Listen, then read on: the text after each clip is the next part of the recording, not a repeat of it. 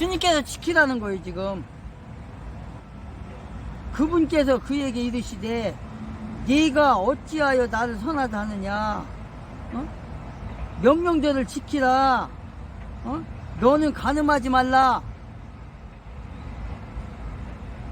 너는 도둑질하지 말라. 거짓 증언하지 말라.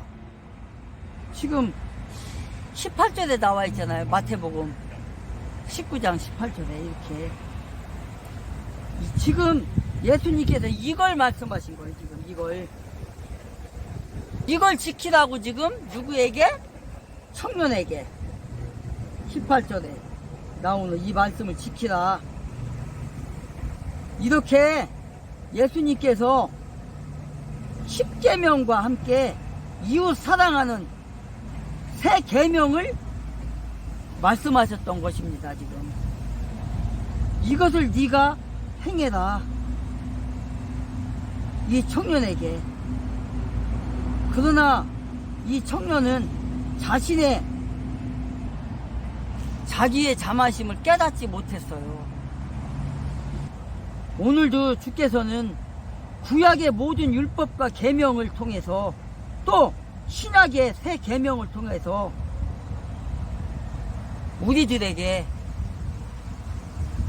이 말씀하는 거예요. 이 청년에게 말씀하시는 게 저와 여러분들에게 말하는 거예요. 지금 주께서는 지금 구약을 통해서, 신약을 통해서, 율법을 통해서 그 청년에게 말씀하시는 게 2000년 후에 이 세상에 사는, 지금 시대를 사는, 21세기를 사는 저와 여러분들에게 지금 말하고 있는 거예요. 뭐라고? 거짓 증언하지 말라.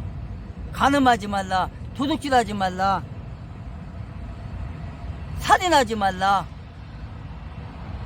저와 여러분에게.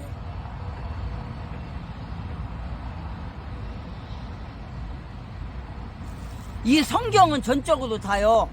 성경 말씀은 믿지 않는 자들에게 얘기하는 게 아닙니다. 이 성경에 기록된 말씀은 전부 다 믿는 자들에게 하시는 말씀이게요. 믿지 않는 자들하고는 상관이 없어요. 이 성경 말씀은. 왜? 하나님의 자녀가 된 우리 그리스도인들에게 하시는 말씀이에요. 네가 예수를 믿냐? 하나님의 자녀냐? 그러면 이것만은 하면 안 된다라는 걸 말씀하고 있는 거예요. 지금 믿지 않는 자들에게 말하는 게 아니에요. 성경 말씀은 믿는 자들에게, 믿는 저와 여러분들에게 말하는 거예요. 지금 이게 이 정도까지는 너희들이 행해야 된다. 해야 된다. 지켜야 된다. 하나님은 믿지 않는 자들에게는 관심이 없어요. 믿는 하나님의 자녀들에게만 관심이 있어요. 하나님은 믿지 않는 자들은 지옥을 가든 무엇을 행하든 하나님이 관심을 안 둬요. 내 자녀들에게만. 보십시오. 여러분들, 부모님이, 아빠 엄마가 낳은 자녀들에게 관심이 있지 타인에게 관심이 있나요? 타인들이 아무리 잘못을 해도, 도둑질을 해도, 쌍욕을 해도, 살인을 해도 그냥 에이 저 새끼 나쁜 놈이야 이렇게 하지 그 사람에게 책망을 하냐고? 안 한다고요. 아무리 잘못을 해도 그냥 욕이나 한마디 하고 지나가고, 살인자 있으면 뭐 어제 신고한다든가 이러고 말지 관심을 두지 않잖아요. 똑같은 거예요. 하나님은 예수를 믿는 사람들에게, 그리스도인들에게 지금 말씀하시는 거예요. 이 청년이 예수님 앞에 와서 어떻게 하여야 내가 구원을 받습니까? 어떻게 하여야 구원을 받아서 내가 왕국에 들어갈 수 있습니까? 이렇게 질문을 할 때 이렇게 말씀하신 거예요. 17절에서 다만 내가 생명에 들어가려거든 하나님의 명령들을 지키라. 마지막 이렇게 돼 있잖아요. 후반절에 7절 후반절에. 그러면서 그가 또 물어요. 18절에서 그 청년이 그가 그분께 이르기를 어느 계명입니까? 어느 명령입니까? 예수님께서 말씀하십니다. 살인하지 말라, 간음하지 말라,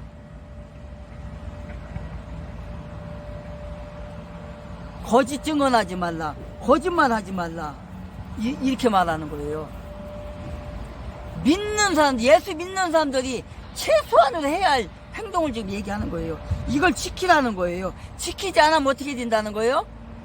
이방인과 같이, 예수 안 믿는 사람과 같이 관심을 안 두죠.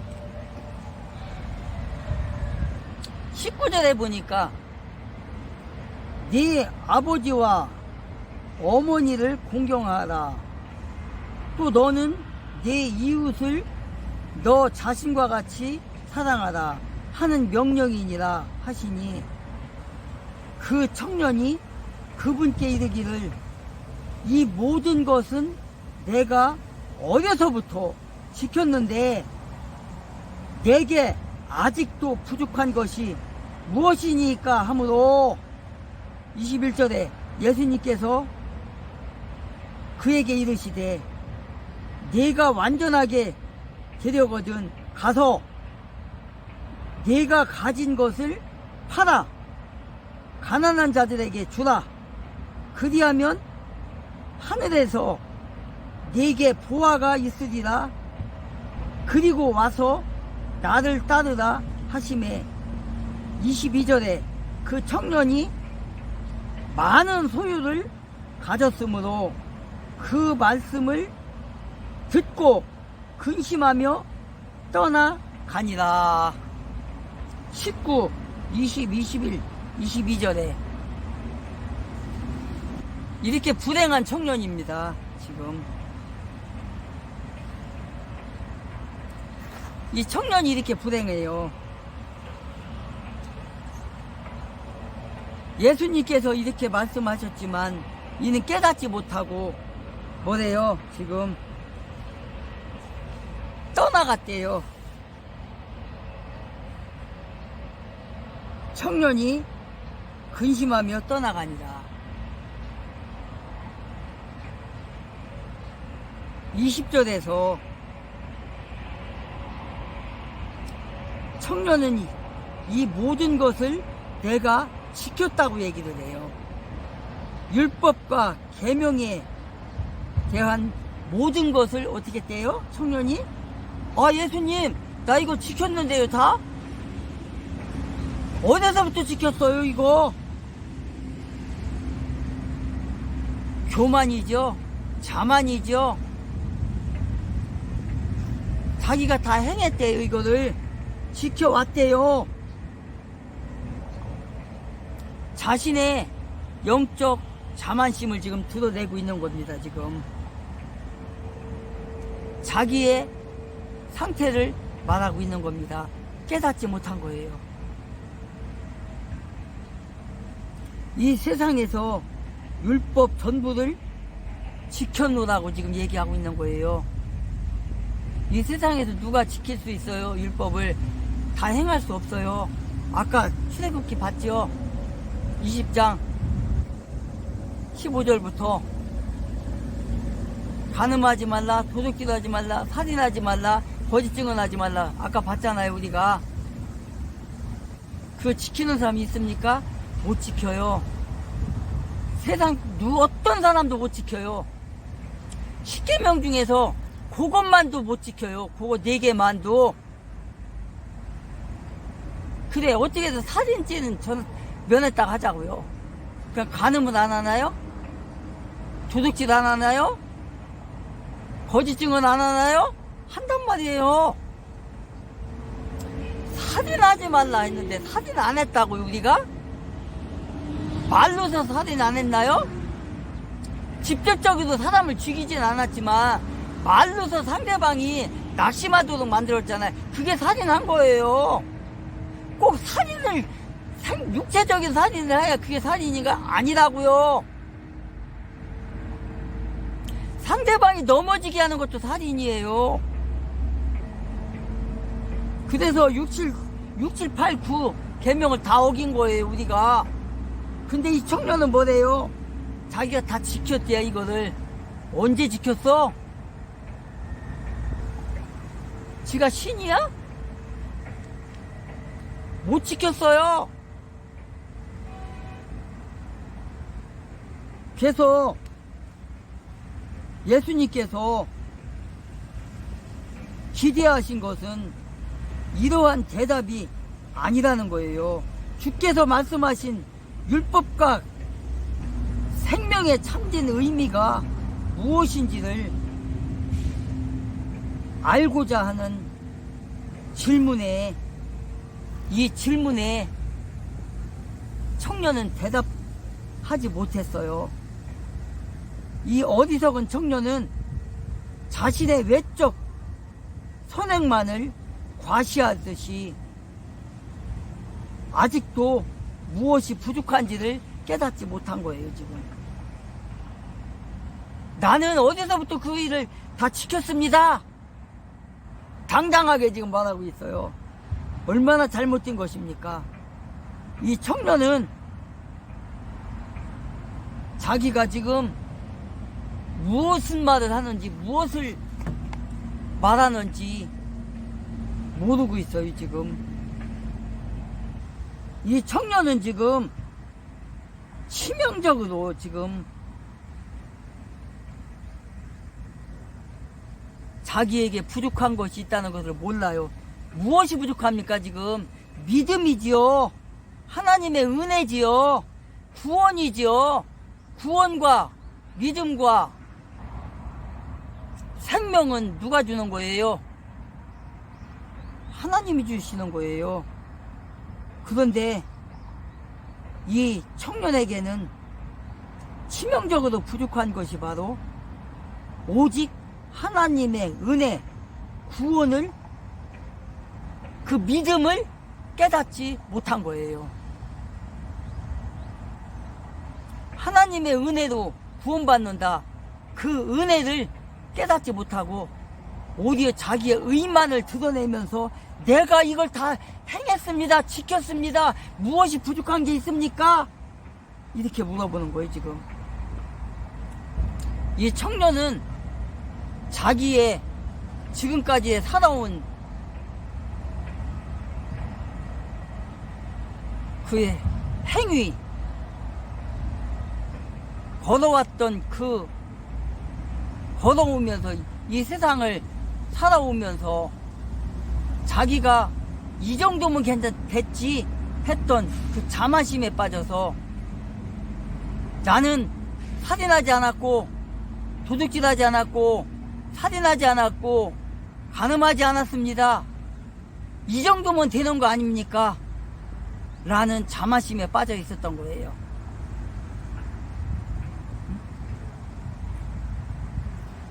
그러니까 예수님 앞에서 예수님, 그것을 제가 어디서부터 다 지켜왔는데요? 아직도 부족한 게 뭐가 있습니까?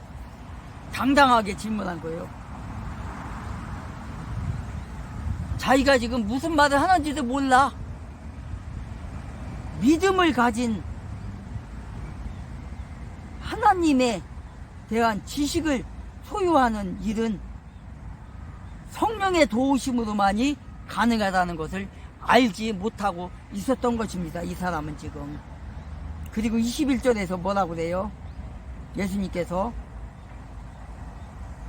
이 청년에게 무엇을 지적하고 있습니까, 지금? 예수님의 말씀에 대한 진리에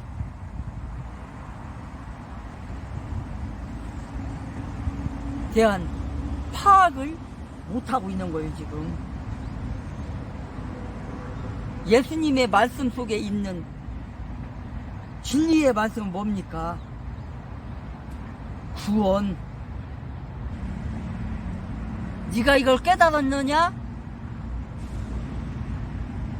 청년이 깨닫지 못했지요. 그래서 예수님은 그에게 그의 구체적인 질문을 지적하고 있어요. 이 청년은 많은 재물을 소유하고 부자였는데 계명을 지킨다는 소극적인 말로서 선행을 하기에 급급했다고 깨달음이 없었습니다. 이렇게 예수님이 질문하는 거에 대한 거, 네가 이러이러한 것들을 행해라 하는 것들을 다 행했다고 하는데, 행함이라는 것은 자기 기준에 두는 게 아니에요. 이러이러한 것 다 내가 다 행했습니다. 내 기준이 아니라 상대방 기준이에요. 여러분 지금 보고 있잖아요. 지금 윤석열 대통령이 불법적인 탄핵을 통해서 국회에서 자기가 밀어주고 당겨주고 키워줬던 한동훈에 의해서, 한동훈이 심어놓은 좌익들에 의해서 자위 국회의원들 12명이 배신을 때려서 국회에서 탄핵을 했잖아요. 그래서 헌법재판에 갔는데, 헌법재판관으로 세운 윤석열 대통령이 사인해서 세운 정영식, 김복형, 김영두, 조한창이 배신을 때려서 결국은 불법적으로 탄핵을 당하고 지금 보궐선거가 열리고 있잖아요. 그런데 지금 두 후보가 있습니다. 김문수라는 후보와 이재몽이라는 후보가 있어요. 이재몽은 자기의 치적들을 다 까발리면서 나는 옛날에 이런 것들을 해왔다 하면서 치적을 얘기하는데 하나도 맞는 게 없어요. 하나도 행한 게 없어요. 자기가 시장 때 행했다는 거 다 거짓말이었죠. 대장동, 백현동 다 거짓말이죠. 남의 것 도둑질한 거죠. 다 지네들 측근들한테 다 줬지요.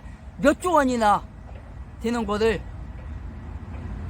대장동, 백현동 주민들에게 피해를 준 거잖아요. 자기 측근들에게 다 그 주민들에게 돌아갈 걸 자기가 다 뺏어간 거잖아요. 그 다음에 경기도 도지사 할 때 치적으로 내세웠던 것들 다 없잖아요. 전부 다 김문수 후보가 경기도 도지사 2번 할 때 다 해놓은 거잖아요. 저기 나왔더라고요. 지도 김문수 도지사가 행했던 것들. 근데 김문수 도지사가 지금 자기가 도지사 2번 하면서 행한 거 얘기합니까? 안 합니다. 누가 다 얘기하나요? 그거를 측근들이, 혜택을 받았던 사람들이, 그 다음에 유튜버들이 여기저기서 김문수가 당시 해놓은 거를 다 지금 들춰내고 다 지금 뉴스에서 안 하는 것들 지금 다 얘기하고 있잖아요. 김문수 후보가 얘기하는 게 아니에요. 자기가 자랑해서 얘기하는 게 아니잖아요. 지금 자기는 다 말을 안 해요. 근데 다른 사람들이 다 파헤쳐가지고 김문수가 이렇게 위대한 사람이다, 이런 것들을 해놨는데도 자랑을 안 하고 자기 입으로 그러잖아요. 그런데 지금 다 하나하나 지금 밝혀지고 있잖아요. 김문수 당시에 경기도지사 했을 때 GTS SK에서 하는 뭐야 그거, 그런 치적들. 그 다음에 어젠가 오늘은 그것도 얘기하더라고요. 무슨 꽃동산 그거 얼마나 그게 지금 유명합니까? 꽃축제 해마다. 그것도 김문수 후보가 얘기한 게 아니에요. 그것만 있나요? 저 포천에 또 어디에 하이닉스 이런 거 엄청나더라고요. 해놓은 치적이. 근데 김문수 후보는 그런 걸 말을 안 해. 다 유튜버들이 발굴해내고 다 그때 당시 혜택을 받았던 사람들이 다 얘기하는 거잖아요. 지금 김문수는 자랑을 안 해요. 그러니까 김문수는 까죽 미담만 나오고 이재명은 까면 깔수록 뭐만 나와요? 악행만 나오잖아요. 그러니까 지지율이 지금 막 바뀌고 있잖아요, 지금. 야, 응? 이재명이가 만약에 여기서 당선된다면은, 응? 경기도지사 때, 시장 때 해먹었던 거, 그대로 또 해먹겠구나. 나라에서 해먹겠구나. 응? 나라 망하겠구나, 지금 그러잖아요. 응? 이재명이가 하는 게 뭐 있어요, 도지사 때. 그거 나눠주는 거 있잖아요, 그거. 그 카드로 주는 거. 그 무슨 회사요, 그거. 거기에다 다 혜택 주고 있잖아요, 지금. 그거 만들어갖고, 시 측근들한테 해주는 거 아니에요, 그게. 카드로 준대야, 그것도. 그러면 카드로 주는 게 뭐예요? 다 못 써요, 그 돈. 그러면 국고도 안 들어가, 그 회사에서 다 먹는 거예요, 그 돈을. 그런 거예요, 지금. 그리고 이재명 토론회 할 때 봤잖아요. KBS인가 MBC인가 거기서 할 때 측근들 죽은 거 다 얘기하잖아요. 거기서 김문수가 얘기하더라고. 후보님은 성남 시절 경기도 시절 했던 측근들이 7명인가 8명이가 원인도 없이 그렇게 죽어간 거 보았습니다 얘기하잖아요. 근데 김문수 한 사람이라도 죽은 사람이 있나요? 없어요. 그리고 원전은 이재명이가 하잖아요. 원전 위험하대. 나 기가 막혀가지고 그러니 지금 전 세계에서 지금 원전을 안 한다겠다가 지금 다 회계에서 원전을 한다고 하고 있는데, 원전이 후쿠시마하고 체르노빌에 그걸 예를 들면서 위험하대. 그러니 이재명이가 만약에 당선이 된다고 생각해봐요. 문재인이 했던지 똑같이 더 한다니까요. 태양광 또 한다잖아요. 재생에너지가 뭐예요? 태양광 풍차 돌리는 거 그런 게 다 그거잖아요. 산타 파워치고 전라도 이제 폭망해. 그 다음에 대왕굴에 석유 시추하는 거 그거 안 한다잖아요. 또 그거 하다 보니까 또 마귀 사냥이라는 더 많이 발견됐잖아요. 그것도 안 한대. 98%를 지금 삭감을 했잖아요. 못하게. 그리고 태양광 한다잖아. 석유 뗀다잖아. 응? 그 몇십조 원, 몇백조 원, 몇만조 원 되는 응? 그 원전 수주할 수 있는 거 그거 안 한다잖아요. 이런 사람 찍어줄 겁니까? 그래서 이재명이 당선되는 날에는 이 나라 망한다는 거예요. 그래서 미국은요 앞으로 50년 동안 50년도 아니네 5년 동안이라겠나 20년 동안이라겠나 50기를 짓다잖아요. 원전을.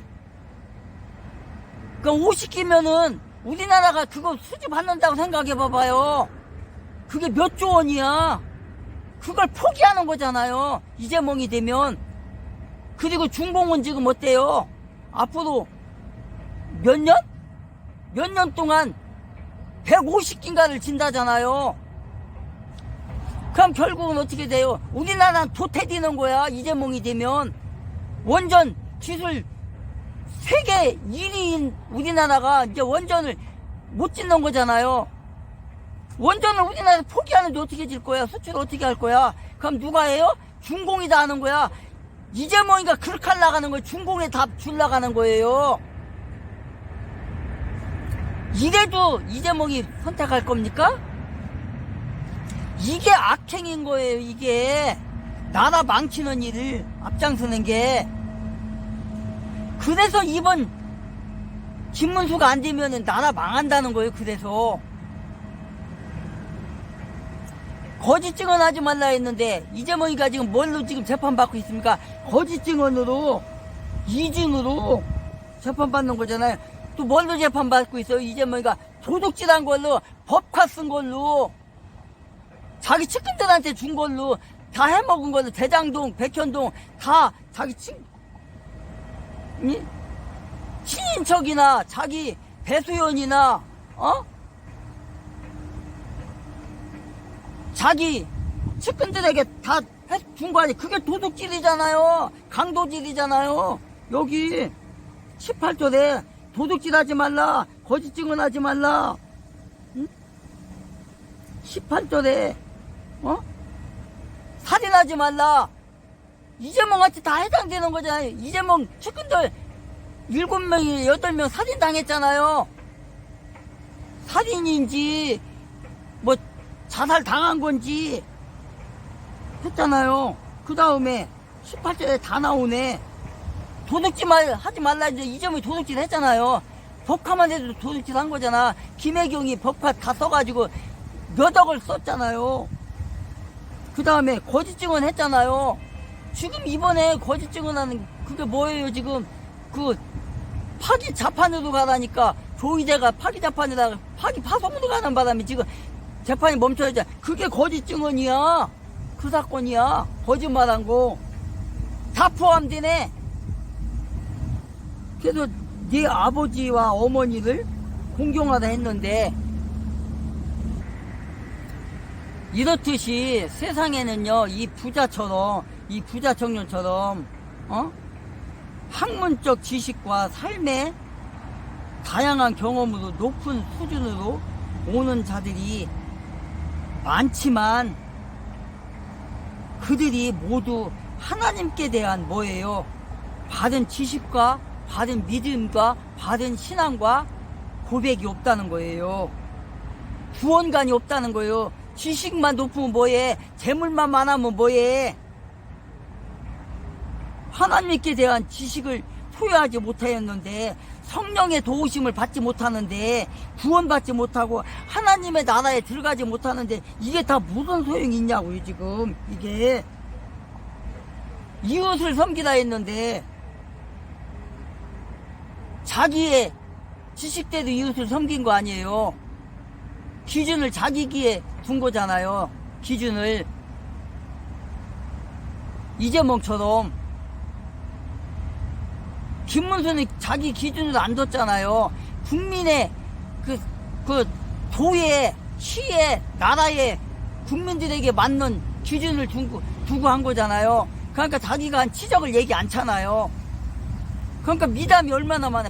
파도 미담, 파도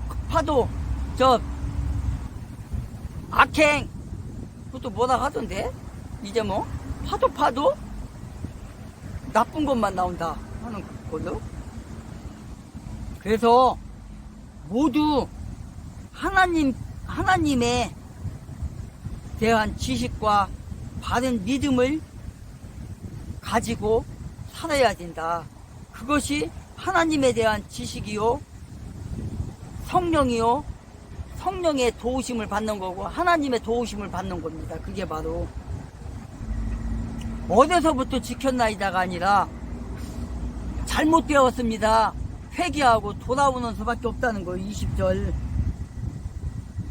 분명히 이 정권은 이번 관세 협상이 있어서 미국에 4,500불이라는 어마어마한 돈을 지불하고 꼴랑 15% 관세를 가지고 왔습니다. 이거 속가 심하게 우리가 바가지 쓴 거다라고 말씀을 드렸습니다. 그리고 이재명 뭐라 그랬습니까? 되게 대단한 것처럼 얘기했어요. 주요국과 동등하거나 우월한 여건이다. 그러니까 15% 관세 협상을 가지고 되게 대단한 것처럼, 우리가 되게 우월한 여건인 것처럼 그렇게 말했던 게 바로 이 정권이고 이재명입니다. 근데 웃긴 게 뭐냐면 이제 와서 이 정권이 뭐라 말하냐? 이렇게 말해요. 15% 관세가 기업의 허들이래요. 타격 줄일 대책을 마련하겠답니다. 아니, 말이 어떻게 180도 달라지죠? 분명히 이재명은 15% 관세 협상 관련돼 가지고 주요국과 동등하거나 심지어 우월하다 그랬습니다. 근데 이 우월하다 말했던 15% 관세를 이제는 이 정권이 기업의 허들이라고 말해요. 아니 도대체 뭐가 맞는 거야? 내가 여러 차례 말하잖아. 제발 하나만 하라고. 아니 7월 말 관세 협상을 할 때는 포장지를 깔기 위해서 15% 관세를 가지고 우월하다라고 말해놓고 이제 불과 15일이 지나 8월 15일이 넘어가니까 이와 관련돼가지고 허들이다라고 말하면 뭐가 맞는 거냐고 도대체가. 우월한 게 맞는 겁니까? 허들이 맞는 겁니까? 그렇게 자화자찬을 해놓고 그 껍데기가 찢겨지니까 이제 와서 허들이라고 말하면서 이걸 대책을 마련하겠다라고 말하는 게 얼마나 어처구니가 없냐고요. 자, 보는 것처럼 관세 15%이 정권마저도 허들이라고 인정한 거의 졸망입니다, 친구 여러분들. 이 정도로 말한 관세 협상 없다는 걸 이 정권 스스로도 지금 인정하고 있다라고 제가 한 번 더 강조를 드려보는 거예요. 자, 그럼 잘 보십시오. 이 중에서 우리가 분명히 봐야 될 건 뭐냐면요. 이 정권이 자랑한 게 있잖아요. 계속 15% 관세 타결. 그 중에서도 가장 민감한 이슈였던 자동차 관세와 관련돼가지고 25%에서 15%를 우리가 내렸다라고 자랑했던 게 바로 이 정권입니다. 이재명도 함께 자랑했었죠. 그런데 막상 뚜껑을 열어보니까 어떤 일이 벌어지고 있습니까? 아직까지도 우리가 미국한테 25% 관세를 먹고 있다는 거예요. 분명히 정권은 자동차 관세를 25에서 15% 내렸다고 말했는데 아직까지 미국에서 우리나라 자동차가 25% 관세를 먹고 있다는 겁니다. 제가 그래서 도대체 이게 언제쯤 15%로 갈지 너무 기다렸어요. 문제는 뭐냐면 아직까지도 25입니다. 친구 여러분들. 트럼프 대통령이 아직까지 15% 내리는 거 허가를 안 해주고 있어요. 아직 25%입니다. 문제는 뭐겠습니까? 그러면 이 정권이 해결을 해야죠. 왜냐? 우리 가장 수출 품목인, 그것도 가장 중요한 수출 품목인 자동차 관세가 25%를 아직까지 먹고 있다는 건 우리 기업들의 어마어마한 타격이 될 것이고 우리 경제에 치명적일 수밖에 없습니다. 그러면 해결을 해야 되잖아요. 그런데 이 정권은 지금 뭐라 말하? 자동차 관세 인하 최대한 앞당길 거래요. 이건 뭡니까, 친구 여러분들? 대책이 없는 겁니다. 그냥 마냥 손 빨고 있는 거야. 트럼프 대통령이 언젠간 해주겠지? 언젠간 될 거야? 라고 지금 손 빨고 있는 겁니다. 자, 그럼 잘 보세요. 지금 이 정권의 통상본부장이라는 사람이 트럼프 대통령과 협상했다고 이렇게 사진을 까놓고 한다는 말이 최대한 앞당기겠대요. 한 게 뭐가 있습니까? 도대체 당신들이 관세 협상에 있어서 한 게 뭐가 있어요? 그러면 이렇게 자화자찬했던 이재명이 뭘 해야 될까요? 뭐라도 해야 되잖아요. 근데 이 사람 뭐 한다는 겁니까? 딱 하루 갔다 온답니다. 그것도 반나절 정상회담. 자, 보는 것처럼 사실상 이 정권이 그동안 깔아놨었던 관세 협상 관련돼가지고 얼마나 폭망했는지 그 포장지가 여실히 드러나고 있는 걸 우리가 한 번 더 느껴볼 수 있는 거예요. 그런데 더 문제는 지금부터입니다. 자, 우리는 여러 차례 말했습니다. 가장 중요한 게 뭐라고요? 품목별 관세라고요. 그 중에서도 지난 관세 협상에서 철강은 아예 빠졌습니다. 근데 철강이 왜 중요하죠? 가장 많이 먹고 있는 게 바로 철강이기 때문입니다. 철강, 알루미늄, 구리 50% 먹고 있어요. 즉 그렇기 때문이라도 우리가 이것을 어떻게든 협상을 하고 어떻게든 우리가 이와 관련돼서 낮춰야 됐습니다. 그런데 이 정권은 미국과의 지난 관세 협상에 있어서 철강이 7차도 안 꺼냈습니다. 그리고 우리는 아직까지도 철강, 알루미늄, 구리에 대해서 50% 고관세를 먹고 있는 거예요. 그런데 지금 이게 어떻게 되고 있느냐? 철강 50% 관세 대상에 407종이 추가됐습니다. 친구 여러분들. 무려 407종이에요. 이게 어느 정도냐면요.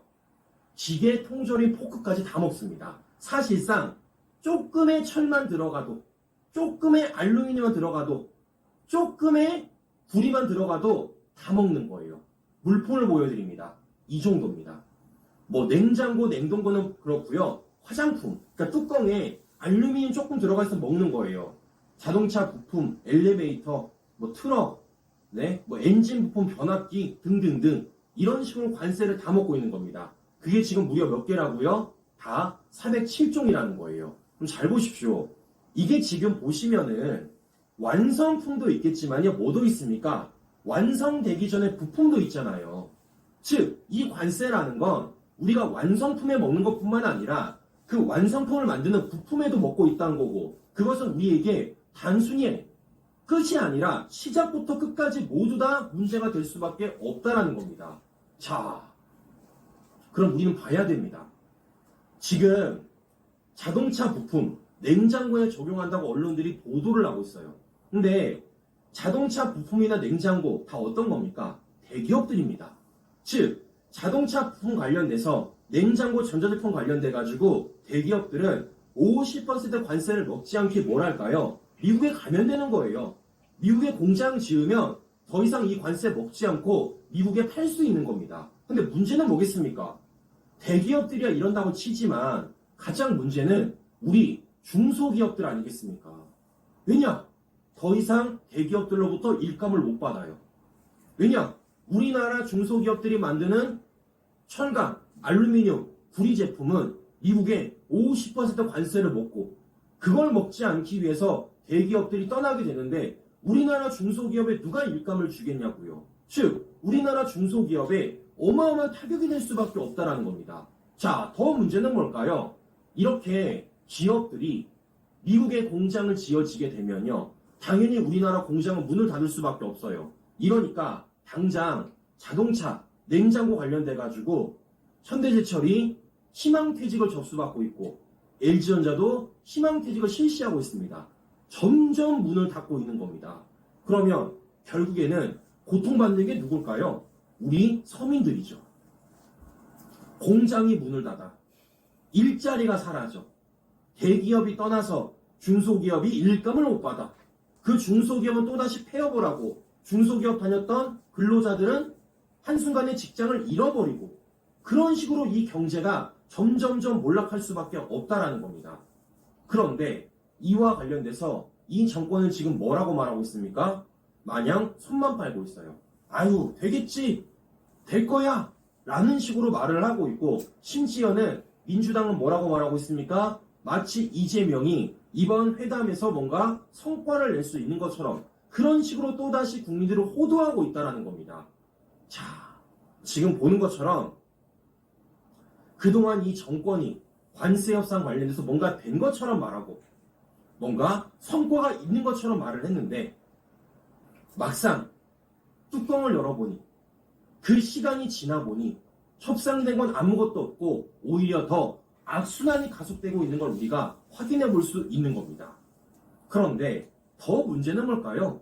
이재명은 이걸 해결하고자 하는 의지가 없어요. 여러 차례 말씀을 드렸지만 이번 우리가 1차 관세 협상을 보더라도 이재명 어떻죠? 관세 협상에 관심이 있는 게 아니라 내 지지율에 더 관심이 많습니다. 이 일례로 이재명이 소고기와 쌀을 개방해 가면서 우리 수출품에 대해서 관세를 낮췄다면요. 이런 뉴스가 안 나왔겠죠. 그런데 이재명이 소고기와 쌀을 지켜가면서 우리 주요 수출 품목에 대해서는 제대로 된 협상을 안 나왔기 때문에 이런 뉴스가 나오는 거 아니겠습니까? 이번에도 마찬가지인 겁니다. 즉 뭐겠습니까? 이재명은요. 기업이 떠나는 거 상관 안 해요. 전혀 걱정 안 합니다. 자, 이러니까 이 정권이 지금 한다는 게 뭐냐면은 이런 거 한다는 겁니다. 한미조선 협력 겨냥, 이재명, 트럼프의 거북선 선물을 검토하겠답니다. 자, 친구분들, 우리가 이 구조를 처음 본 게 아니에요. 언제 봤죠? 지난번에도 마스가라 그래가지고 모자 만들어다가 협상한 것처럼 이들이 얘기하지 않았습니까? 아니, 미국이란 나라가 트럼프 대통령이 바보도 아니고 이런 모자 쪼가리 하나 받았다고 협상이 될까요? 더 나아가 이재명이 거북선 하나 들고 가는 협상이 되겠습니까? 결국에는 이건 그냥 성의 표시 하나일 뿐이죠. 가장 중요한 건 뭐겠습니까? 내용이겠죠. 그 안에 어떤 내용이 담겼는지가 가장 중요한 거고 그 내용이 있어서 미국 측이 만족을 했기 때문에 되는 것 아니겠어요? 문제는 뭐겠습니까? 미국이 만족하지만 우리나라는 너무나도 바가지를 썼다는 겁니다. 자, 근데 지금 이 마스가 모자처럼 이재명 이걸 또 하고 있는 겁니다. 더 중요한 건 조선이라는 건요, 원래 되는 거라고요. 트럼프 대통령이 윤석열 대통령한테도 도움 필요하다. 심지어 자기 돈 쓴다 그랬습니다. 근데 이걸 지금 자랑하는 게 얼마나 말이 안 되는 정권이겠습니까? 가장 문제는 뭐라고요? 이 정권이 4,500불이라는 돈을 퍼줌에 있어서 우리나라 기업들이 해외로 떠나게 될 것이고, 이걸 막는 게 이번에 가장 중요함에도 불구하고 이 정권은 기업인들을 만나고요, 또다시 대미 투자를 논하는 겁니다. 이 말인즉슨 이재명 지지율을 위해 소고기와 쌀을 개방을 안 하고 또다시 대미 투자를 통해 기업들이 해외로 떠나는 것을 그려주고 있다는 겁니다. 자, 결국 이재명은요, 할 줄 아는 게 뿌리는 것밖에 없어요. 국내에서도 나라비 늘려 뿌려, 국외에서도 기업들 돈 가지고 뿌려. 그런 가운데 이 나라 재정은 파탄이 되고 우리나라 투자해야 될 기업들의 투자금은 해외로 빠져나가게 됩니다. 도대체 이 나라에 남는 게 뭐가 있습니까? 자, 보는 것처럼 이재명이 할 수 있는 거라고는 뿌리는 것밖에 없다. 국내에서도 돈 뿌리고 국외에서 돈 뿌리고 아주 그냥 뿌리는 대로 다 뿌리고 있다라는 말씀을 드려보는 겁니다. 자, 보는 것처럼 이 정권이 얼마나 무능한지, 그리고 그 무능함을 감추기 위해서 또 어떤 포장지를 깔고 있는지 우리가 다시 한 번 더 보고 있는 거예요. 그래서 말씀드립니다. 되겠냐고요? 절대 안 돼요.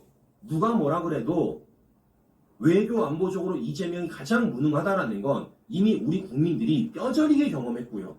그 과정 속에 그 어떤 기대도 없음에도 불구하고 이런 말도 안 되는 축축성 보도를 내고 이걸 연기를 피우는 이 정권을 향해서 우리 국민들이 과연 어떤 심판을 내려올지 저는 지켜보도록 하겠습니다. 자, 지금 보는 것처럼 사실상 이재명 지지율이 올라갈 수 있는 소식이 아예 안 보여요. 국내에서도 국외에서도 사실상 이재명이 뭘 했을 때 지지율이 올라갈 수 있다라는 게 아예 없잖아요.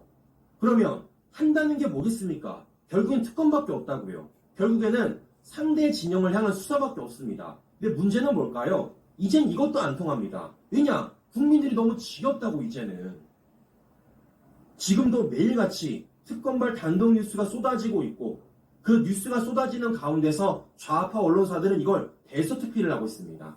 그런데 우리 국민들이 관심이 있냐고요? 이제 관심이 없어요. 이제는 특검이 뭘 하는지, 특검이 뭘 할 건지 아예 관심이 없습니다. 왜겠습니까? 이미 대통령을 비롯해서 김건희 여사까지 특검이 저 말도 안 되는 영장을 청구했고 지금 말도 안 되는 상황 속에 벌어지고 있는데 우리 국민들이 거기에 관심이 있겠습니까? 전혀 관심이 없지? 이젠 지긋지긋합니다. 그럼에도 불구하고 좌파들은 할 줄 안다는 게 상대방 진영을 칼질하는 것밖에 없고 그걸 계속 이어나가고 있다는 건 결국 자기 살 까먹는 겁니다. 보세요. 결국 이 정권은 더 몰락할 것이고요. 거기에 동조했던 민주당 좌파들은 더 함께 몰락하게 될 것입니다. 그리고 국내적으로, 국외적으로 그 어떠한 좋은 소식 하나 들리지 않고 있어요.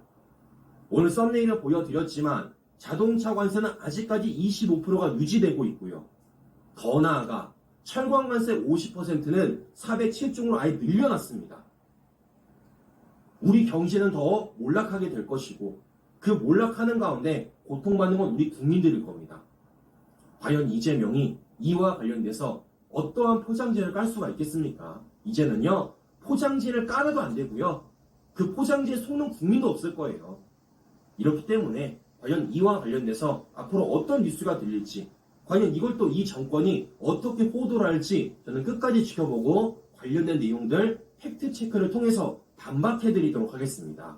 자, 그런데 지금부터가 진짜 문제입니다.兄弟여러분들. 잘 보세요.